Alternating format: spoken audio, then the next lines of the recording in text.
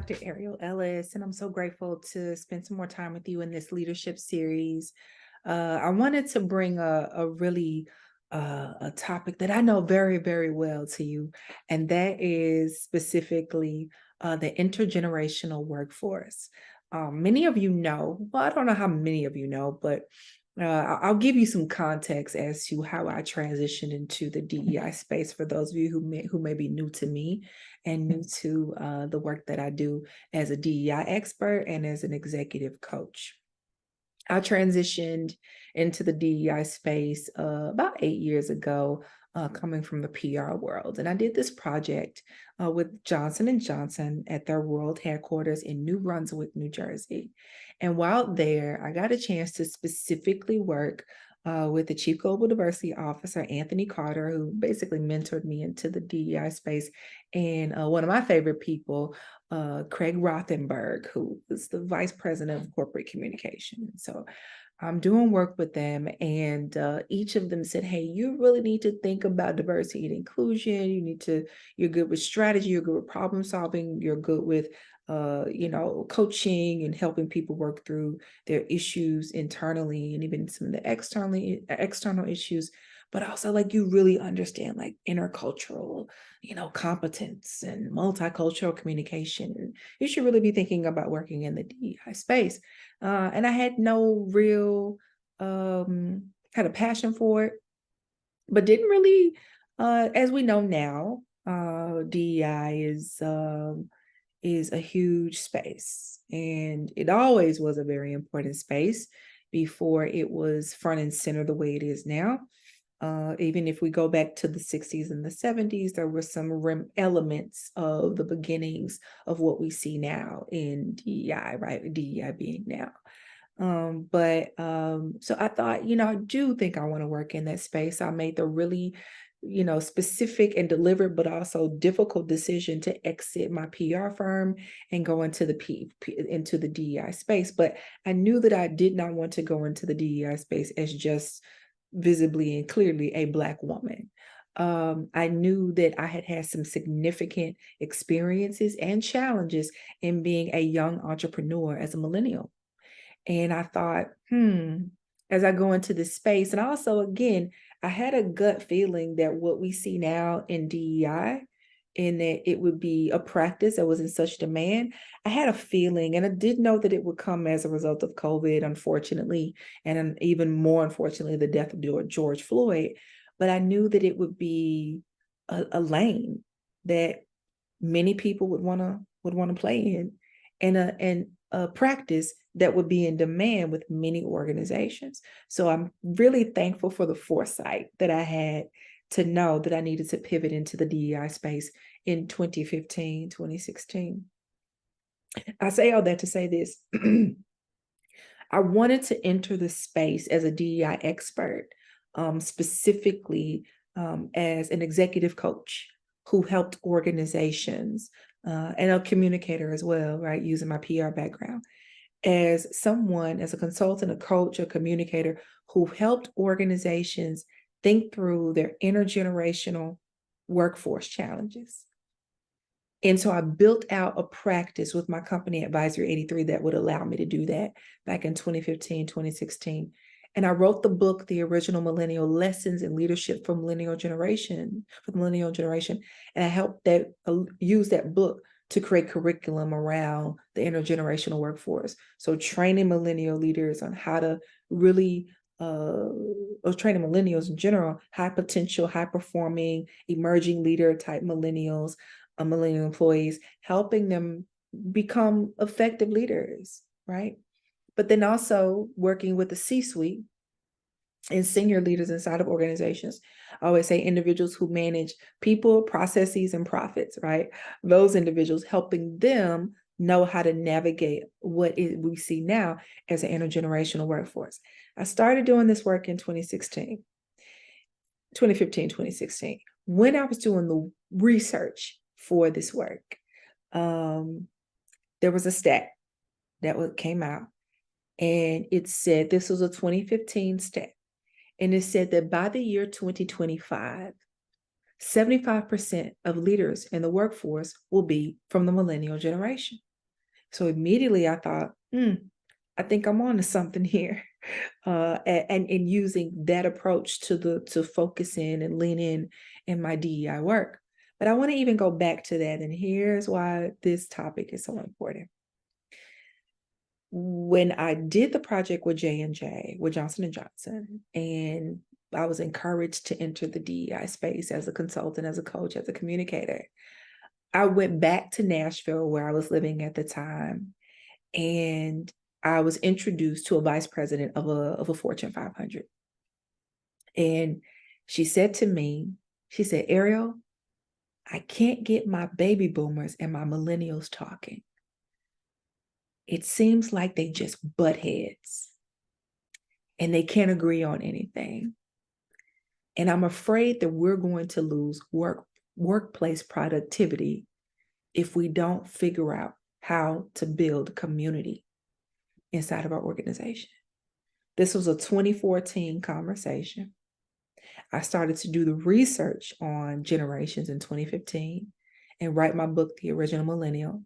The book comes out 2016, and I'm going all across the country and even in some cases the world, but mainly this is a US concern, United States concern, domestically, going into these organizations, doing workshops, doing trainings, doing strategy, and specifically doing coaching with millennial leaders, helping them be effective, efficient, visionary leaders, transformative leaders, while also working with senior leaders and C-suite, and as I say, people, profit, and process managers on what it means to lead an intergenerational workforce. Because what they did not know, is a stat that I discovered, is that by the year 2025, it was projected that 75% of the workforce would have millennials in leadership.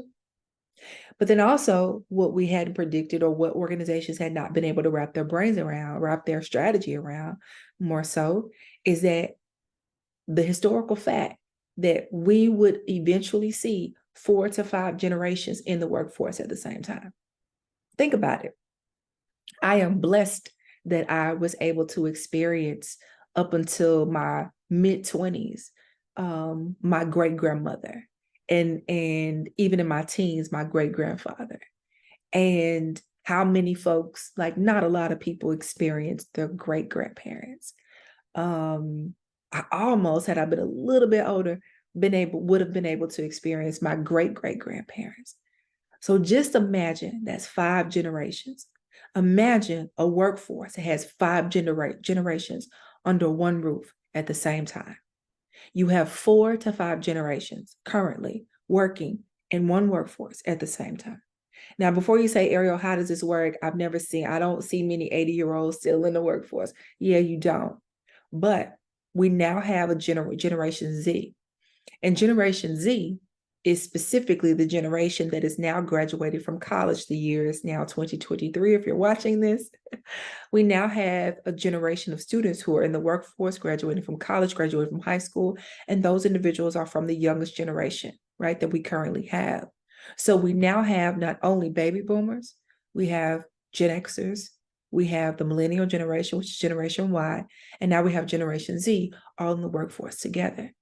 And so I want us to talk about what it means to navigate this workforce, and why building community is important, and why in community, the coaching and the counsel is critical for this workforce from an intergenerational standpoint. Because again, never before in history have we seen a more experienced and educated workforce of professionals that originate from 4 or more generations.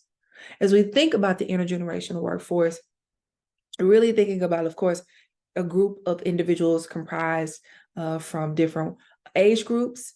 And we know that this presents, unique opportunities and challenges for many organizations. And there are some significant challenges what I want to talk about. I want to first start with some of the myths that I found. There's some myths, I think, as it relates to age and generation when it comes to a workforce.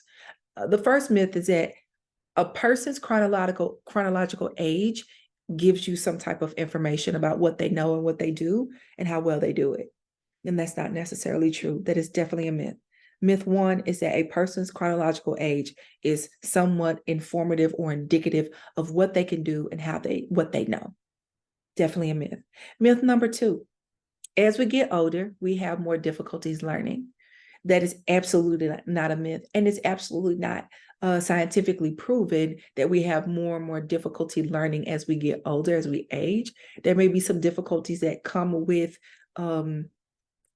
age as we get older, but learning is not necessarily one. How you learn, how a person's learned, that is a very an individualistic or an individualized experience. Myth number three, productivity declines with age. The idea that someone, again, as they age or as they get older, that they're going to be less productive, that is not necessarily true either. That is a myth that we need to deal with. Another myth that I want to present is that our priorities stay the same across lifespans. I think that's an easy myth to dispel, that of course, we know as you get older, and not just because as you get older, as you mature in various aspects of your life, you have different priorities, right? And so the lifespan of certain issues, or even the lifespan of you as an individual, right, can shift and change. That's a myth we need to deal with. And lastly, another myth that I think we see often is that older employees are less flexible and more open, and that younger employees are more flexible and more open. Definitely a myth that we need to shatter. So now that we got some myths out of the way, and I think we can even think through strategically and even scientifically as to why those myths are problematic, right?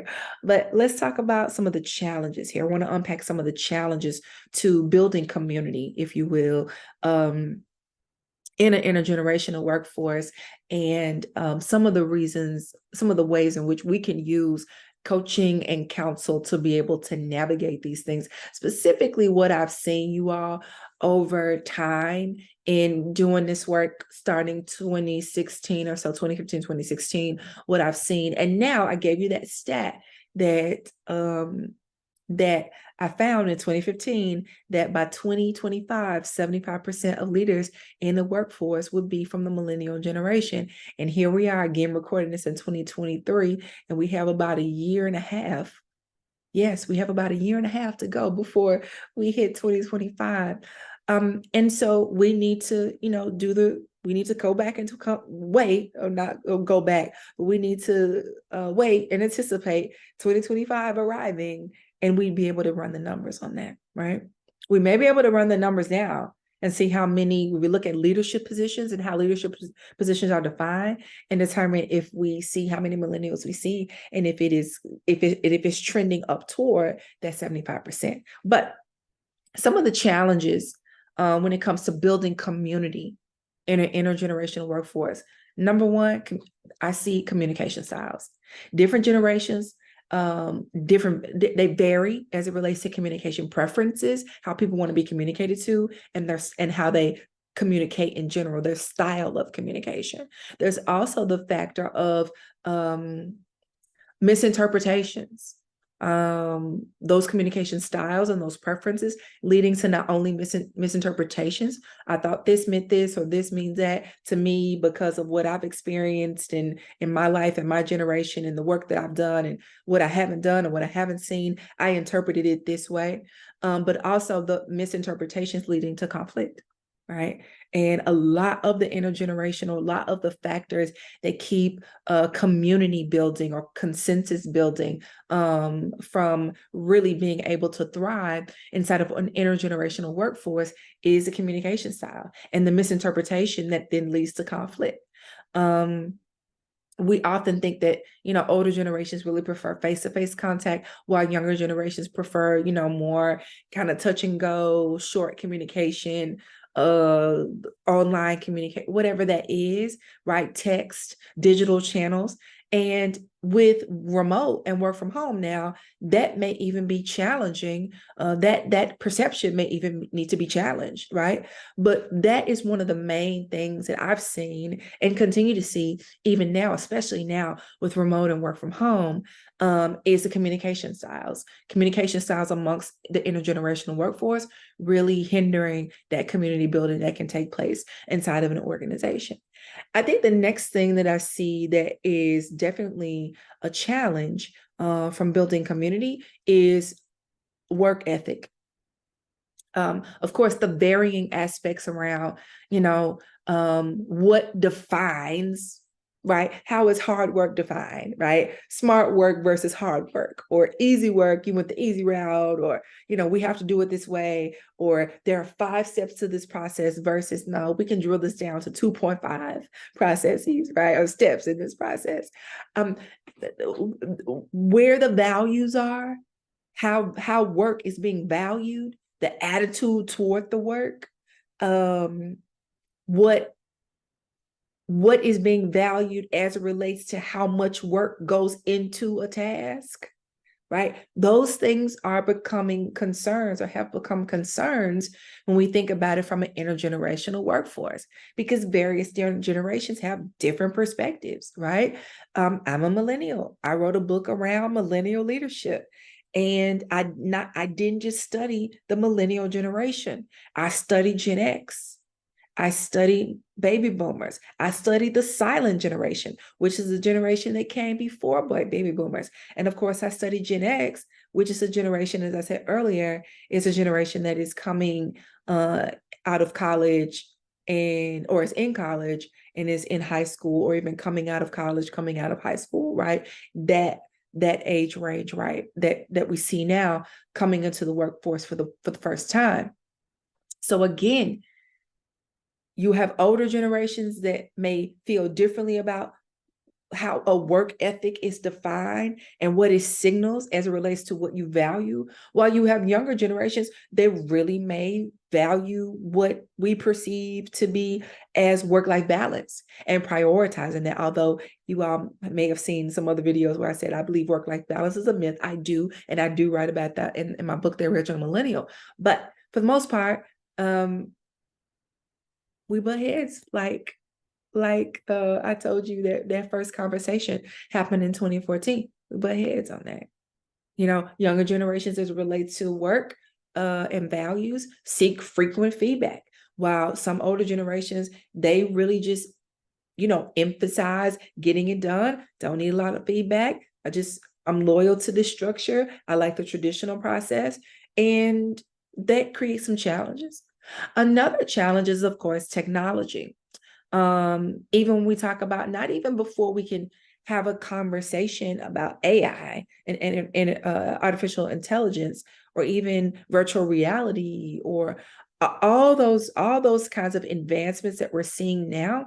Before we can have a conversation about that, I think it's important to talk about how the adaptation to technology in general has impacted or impeded the ability to be able to build community in an intergenerational workforce, right? So while younger generations may be more tech savvy and open to trying and adopting new tools, you have older employees from the older generations who may not mind adopting these new tools, but how and why, and wanted to put some logic and reasoning around adopting a new tool, instead of let's just incorporate AI into everything we're doing now, right? Or whatever that looks like. Or and even to the technology adaptation we've seen to just, again, bringing up remote work and being able to be in a hybrid situation, being able to be in a work from home situation. So everyone's online, or WebEx or Zoom or Teams or whatever they're on. And that being a factor, just think about the adaptation we all had to adjust to with that as a result of COVID. Another challenge I would say is a factor is just overall leadership and management styles. Intergenerational teams, as it relates to being able to build community inside of organizations, generally may have these varying expectations and preferences when it comes to how they want to be managed, how they manage, how they want to be led, and how they lead, of course, because leadership and management are two different things. So, of course, you may have individuals from the younger generations who really prefer collaboration and participative type leadership. Whereas you have older employees who really may be more accustomed to those higher, let me say that appropriately, hierarchical structures. All right, some words are just tongue twisters, right? Forgive me for that. Hierarchical structures, right, where there's a hierarchy of a pecking order, if you will, a process of how, who has the authority, who has the power, with the structures, checking, kind of going down the checklist of who you talk to, who you dealt with. This is how we're accustomed to doing it, and we have to do it this way. Whereas you may have younger generations that are just not accustomed to that, and nobody's wrong for what they're accustomed to. But that's where this happens. And it's one of the impediments of being able to build an intergenerational workforce that is community focused, right? And then also, I will say, I think this is a big one too. I think I'm going to save the biggest one for last. This is a big one I see. Learning overall, like learning and development. Of course, different individuals just have different learning styles and distinct preferences around and needs around their learning and development. And so when you package that, or break that out rather, and put that into various generations, what we saw with Gen X and kind of being the first generation to have computers, but then the millennial generation coming behind them being the first generation to actually have computers that had internet, and then the generation after millennials, which are Zs, being able to have every single device, laptop, computer, phone, et cetera, that not only had internet, but had high-speed internet and Wi-Fi everywhere they go. So if you think about just that and how that impacts the learning preferences and needs and styles and speeds of individuals, and then package that up into generations, you see some extreme distinctions. And so it means that how you build community inside of an intergenerational workforce is going to have to be impacted by technology-based learning and understanding the accommodations for those various learning styles across all generations.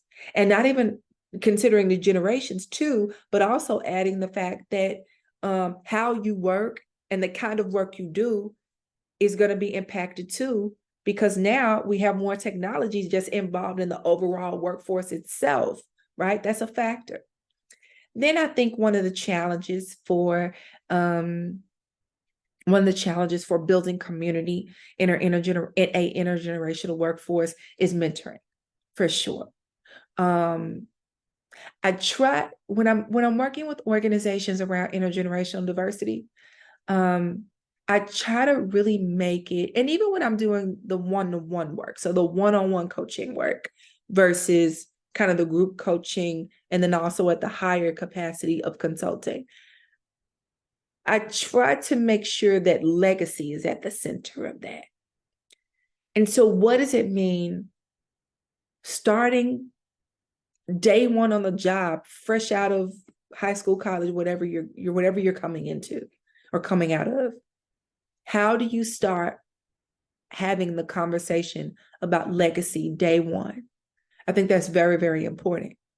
And one of the challenges in being able to build an intergenerational workforce is just bridging that gap between what's effective mentoring and coaching and sponsoring for the individuals inside that organization, but also that industry sector, and then creating intergenerational mentorship so that there can be a knowledge transfer, right, for the long-term success of the organization. Because even if we know how to do it, and even if we know what the solutions are, those solutions can change and evolve. But it's still important to make sure that there's some knowledge transfer, right? I have even recommended to many organizations and helped them set up reverse mentoring programs. So peer mentoring programs, and then also reverse mentoring programs are really critical to build community. Now, here's one of the, of course, no surprise that I think this is the biggest challenge. This is the biggest challenge. Drum roll, please. The biggest challenge to building community in an intergenerational workforce is diversity, equity, and inclusion. This is the biggest challenge that I have noticed amongst the work that I do, whether it be coaching or consulting, is that uh, various generations, for various reasons, each generation has a different perspective on DE&I. Even at the levels of prioritization. It's easy to say that the younger generations are more open and more championing, if you will, of DE&I. That's not always the case. That's not always the case. But at large, by and large, that's true, but it's not always the case. There are exceptions. But generally, when we think about one of the factors that keeps an intergenerational workforce from really being able to build effective community, it's views on DE&I that different generations have, how DEI should be acknowledged, how it should be celebrated, how it should be honored, how it should live out, how it should be lived out inside of an organization, and what contributions need to be given by this generation or that generation, or this ethnic group, or this gender identity group, or whatever that is. That is one of the biggest challenges, getting individuals to operate in on one accord, if you will, from across all generations as it relates to DEI is one of the huge factors of being able to build community.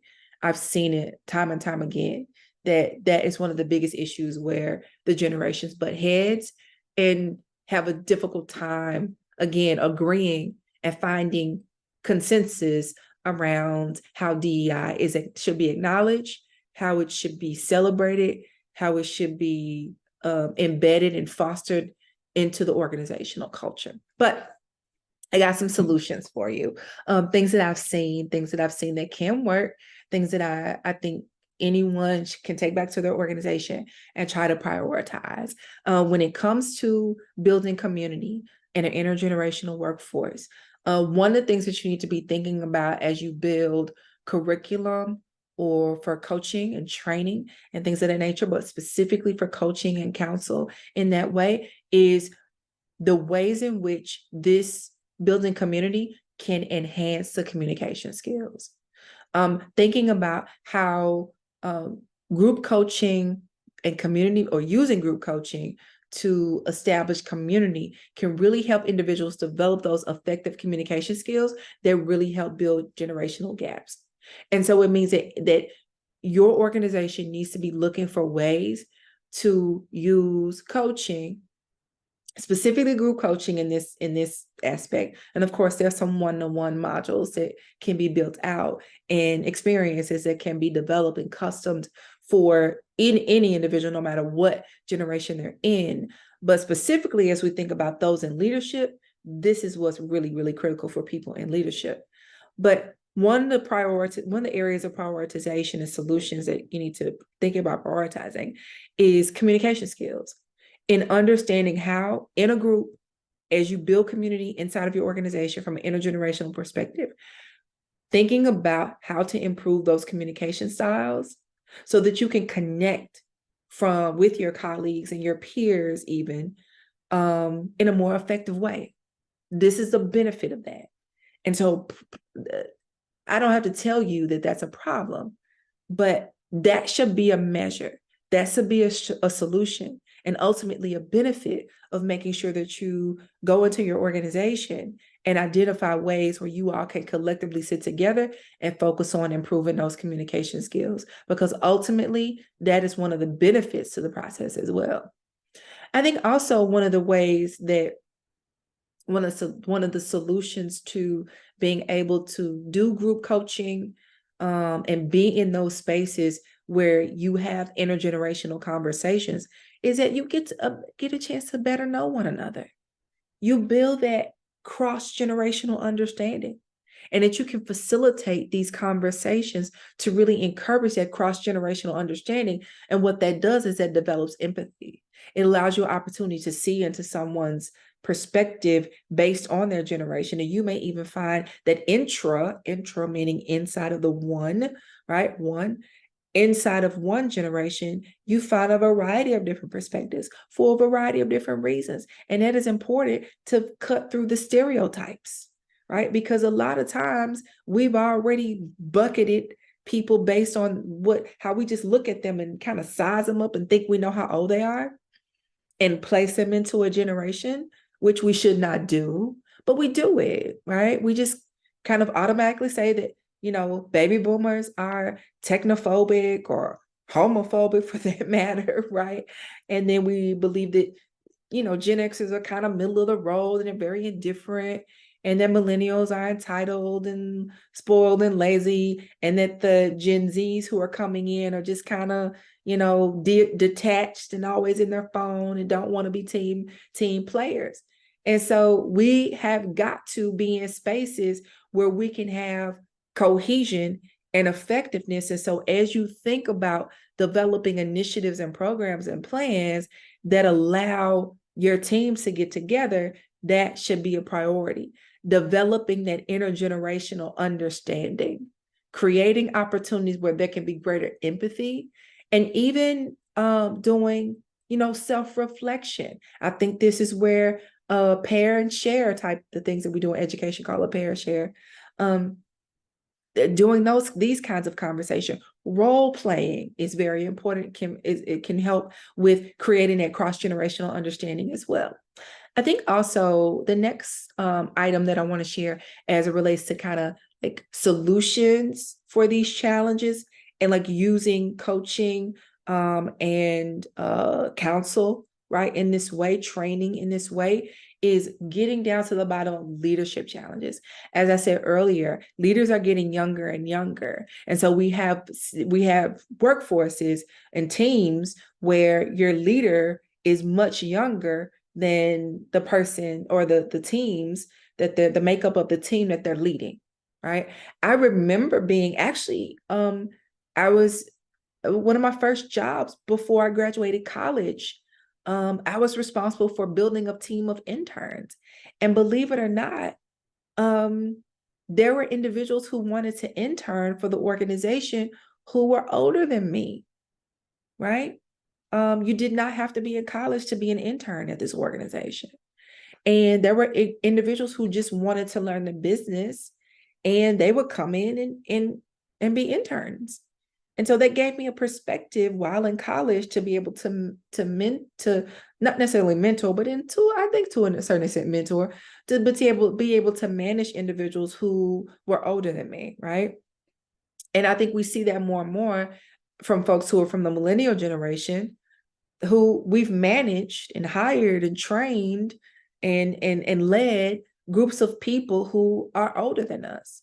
And so that challenge, but also individuals who are at more of that traditional age of a leader, trying to figure out how to lead different types of people from all these, different types of different walks of life, and particularly different generations who need different things. And so these are real leadership challenges. And so when you think about developing plans, programs, and initiatives that really coach individuals and coach groups, specifically groups, because I think group coaching is very effective when it comes to improving and strengthening an intergenerational workforce.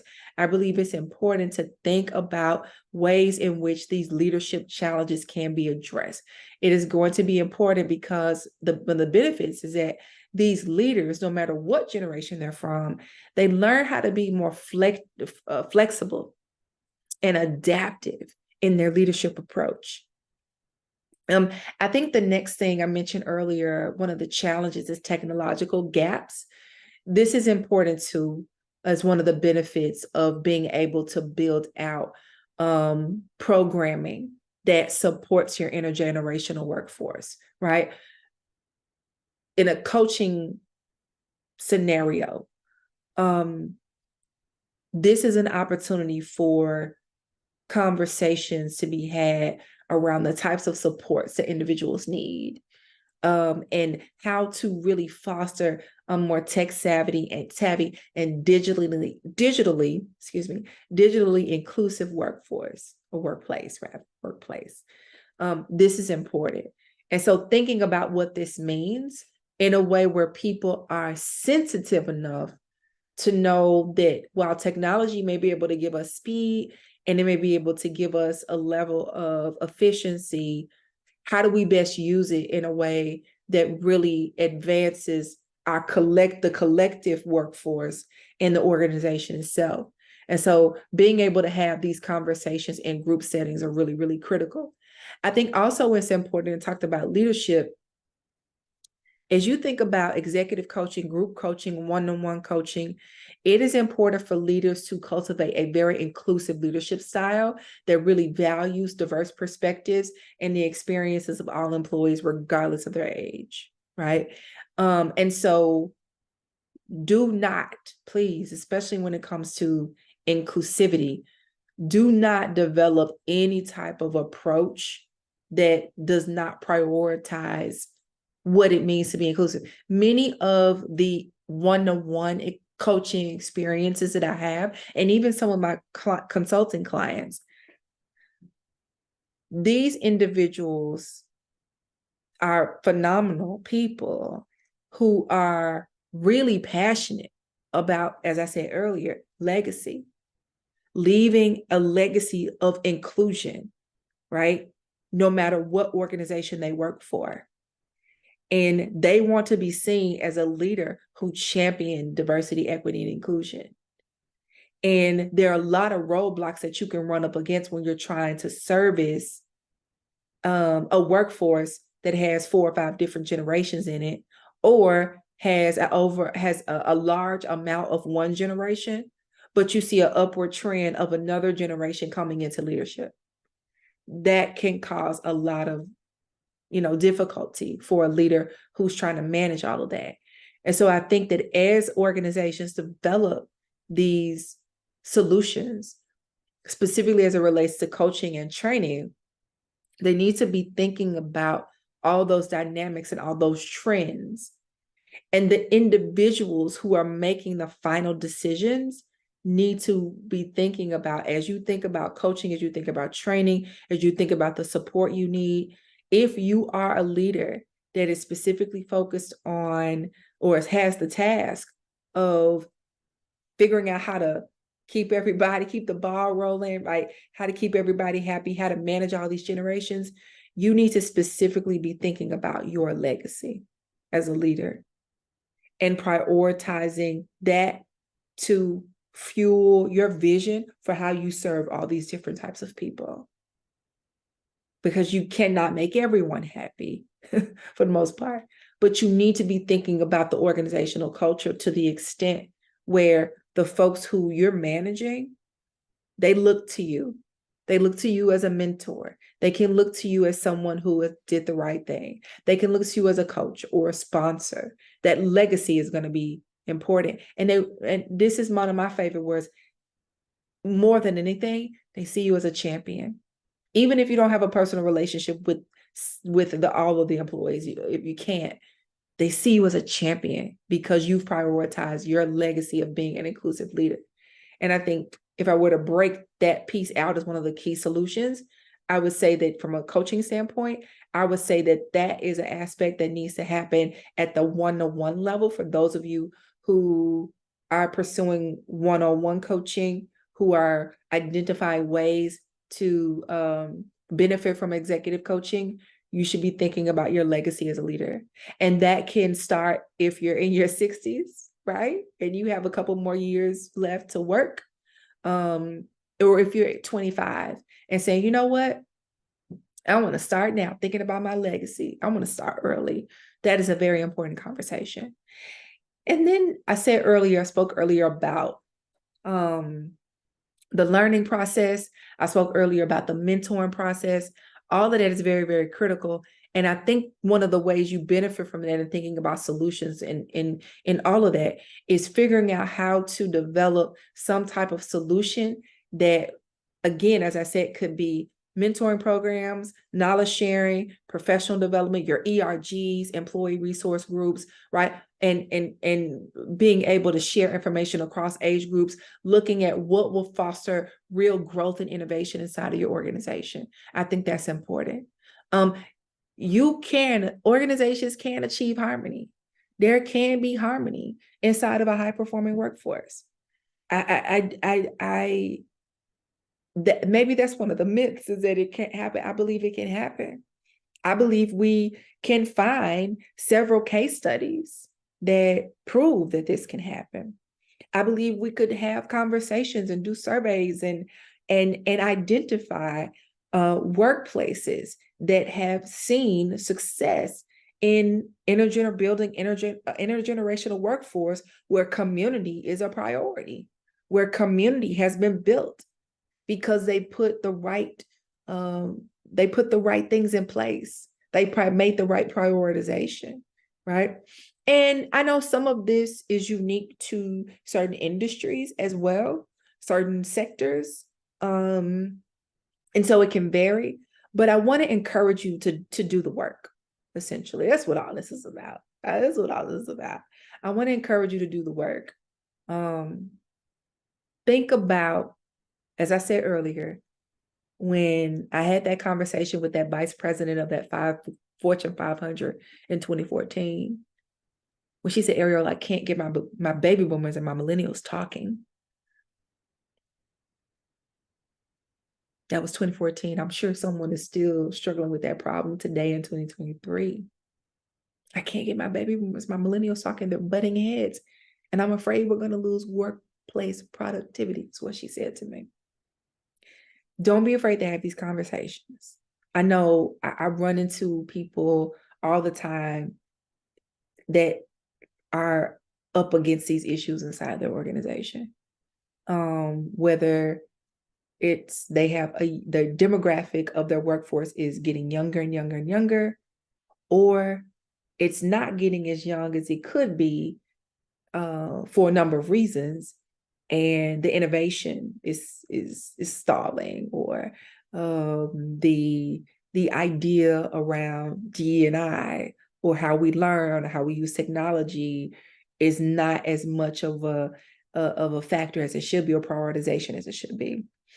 Or even I see how organizations or individuals are saying that they feel stereotyped based on how young they look. And they may not be even as young as they look, but they're being stereotyped or by someone who believes or perceives that they're younger than them, and they're managing that person, right? So these are issues, you all. I don't have to tell you, that these are issues inside of organizations. But it doesn't have to be an issue. It doesn't have to be an issue. It doesn't have to be an issue. You have to think strategically about ways to build community. And so that is what I wanted to offer you today. Dispelling the myths. You've got to dispel the myths. That's why I gave you myths to open up this video, this conversation. You got to dispel the myths. You got to kind of diffuse the stereotypes that we're believing about the generations. And as you dispel those myths, it gives you an opportunity to look at the real challenges. What are the real challenges that we're facing? Because a lot of these challenges don't even have to be a factor if we could just talk some. If we could just be in community together, some of these things don't have to even exist. I feel like I'm talking about larger issues here now, but some of these difficulties in our workplace culture related to the generations don't have to exist. We have more division than we should. Again, I feel like now I'm talking about a larger issue, I'm talking about a world issue, like I'm talking about community now, but some of these concerns and these butting of heads and all these things, conflict, misinterpretation, it does not have to exist. You can have, as I always say, you can have a harmonious, high-performing workplace. but you got to do the work to build community. All right. And I gave you some tips. I gave you the myths, I gave you the challenges, and then I gave you kind of some quick tips on things to consider when you're building coaching programs, when you're building training programs, when you're building community efforts, particularly around if you put this in your DEI focus, right? It can happen when you put this in talent development or when you put this in, organizational development, wherever you put it, it needs to be put, right? It needs to be placed somewhere because we don't have the workforce productivity and we don't have the successful, effective, efficient workplace cultures that we could have because we're not investing in doing the work. So as you build out, again, coaching, as you build out training, as you build out initiatives and plans and programs and even events, think about what it means to prioritize community. How do we create community around the intergenerational workforce inside of our organizations? All right, I'm done. I've written a book on this. It's a good book, I think. But you can go to my website, arielellis.com, and get the original millennial. The book is called The Original Millennial: Lessons in Leadership for the Millennial Generation. And I give 6 lessons that millennials must master in business and community. There's a curriculum that's attached to it, but there's also, of course, content in there for any generation.